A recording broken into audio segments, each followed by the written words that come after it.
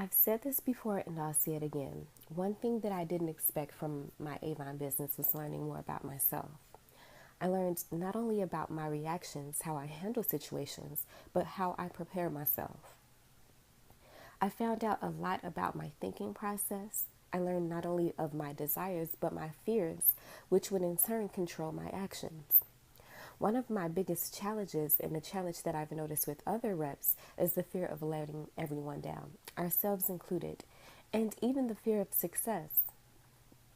As employees, we can only reach so high before we hit the ceiling. As entrepreneurs, we put a lot of stress on ourselves, believing we have to reach that ceiling by a certain deadline, forgetting one simple principle: no one is perfect. Understand the steps that you take now are for later. Our fears show even when we're doing our best to control them because our actions are led by our fears. When I rejoined Avon in 2015, I didn't want any success, or at least that's what I had convinced myself. Keep in mind, I'm somewhat of a perfectionist. Being mediocre was never an option for me. So when you reread that last segment, scratch your head at the thought of a perfectionist not wanting to be successful. The mind is truly incredible. The fear of letting myself down. I had convinced myself that Avon would just be a fun way to get out of the house on weekends. This was the safe goal. No major commitment, so if I failed, I wouldn't be the laughing stock at the next family reunion.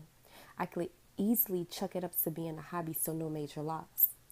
Even the way I grew my business was for that a failure, by telling no one. I didn't tell family, friends, or anyone else. Even when I first introduced the idea to one of my coworkers, I was very cautious and even nonchalant. I didn't want to be one of those people super excited about a business only to fail. A lot of people do not want to feel as though they've let themselves down, and I was no different. But then there's also the fear of letting others down. Just like the unrealistic goals and deadlines, we also have unrealistic expectations for our customer relations. We want everything to be perfect. If it isn't, it won't work. If I'm in a position to help others or even lighten their day with just a little bit of laughter, I'll do it because I really want to see them happy. When things don't go as planned, I immediately shut down and I become discouraged. Examples of when things go wrong: long delivery times, back order or shortage, wrong item shipped, wrong size. The list goes on. You can't imagine my heartbreak when I feel as though I'm breaking someone else's heart, not realizing they are humans as well. There's been times when I've delayed breaking the bad news to them in fear of letting them down, and they just throw their heads in the air and say, "Oh, no problem, just let me know when it's in." So I think I did all of that for that type of response. The fear of refusing to place another order, or even worse, asking for a refund because of something that was beyond my control. And then there's always the most frequently asked question I hear other representatives say is, what if no one wants to buy from me?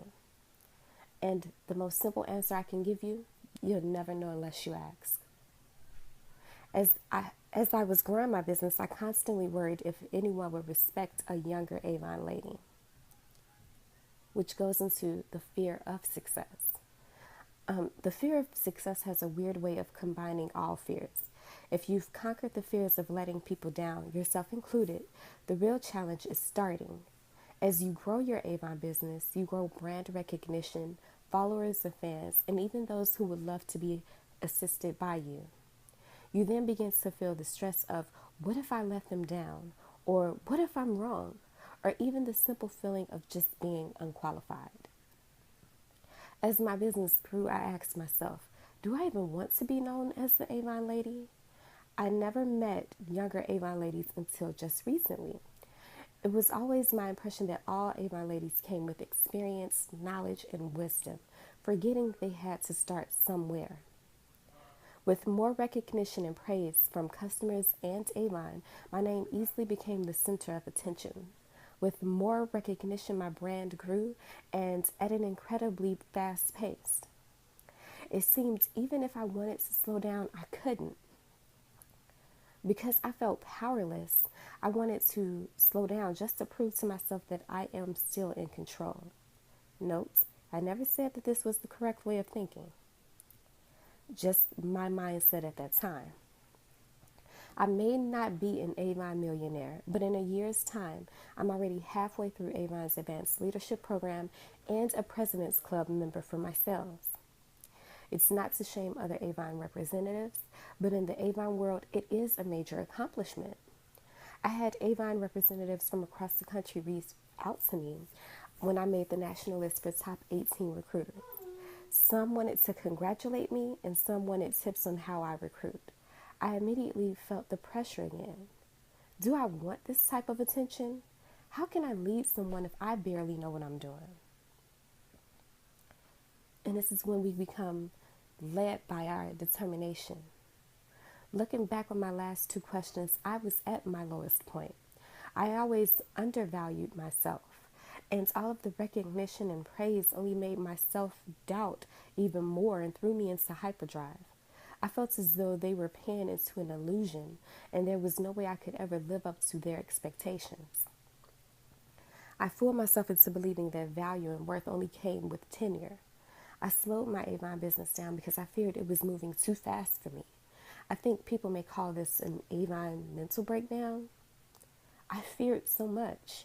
I feared things that were beyond my control, and that fear caused me to lose self-control.